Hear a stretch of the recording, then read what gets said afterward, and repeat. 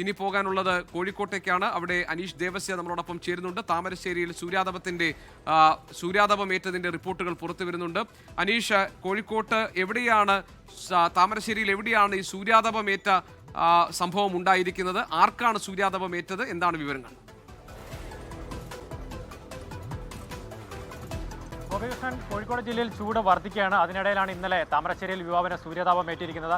താമരശ്ശേരി പരപ്പൻവയൽ സ്വദേശിയായ സുജേഷിനാണ് സൂര്യതാപം ഏറ്റിരിക്കുന്നത്. ഈ ആശാരിപ്പണിക്കരായ സുജേഷ് ഇന്നലെ ഉച്ചയ്ക്കാണ് വെയിൽ കൊള്ളുന്നത്. അധിക നേരം വെയിൽ കൊണ്ടില്ലെങ്കിലും രാത്രിയോടെ കയ്യിലും ശരീരത്തിൻ്റെ മറ്റു ഭാഗങ്ങളിലും എരിച്ചിൽ അനുഭവപ്പെടുകയായിരുന്നു.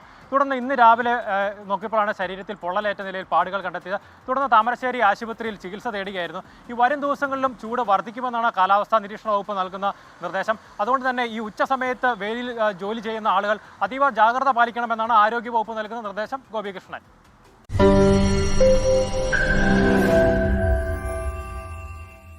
ലോകത്തെവിടെയായാലും ഏത് സമയത്തും 24 വാർത്തകളും ഓഗ്മെന്റഡ് റിയാലിറ്റി പാക്കേജുകളും എക്സ്പ്ലെയിനറുകളും വിശദമായി കാണാൻ ഞങ്ങളുടെ യൂട്യൂബ് ചാനൽ നിങ്ങൾക്ക് സബ്സ്ക്രൈബ് ചെയ്യാം.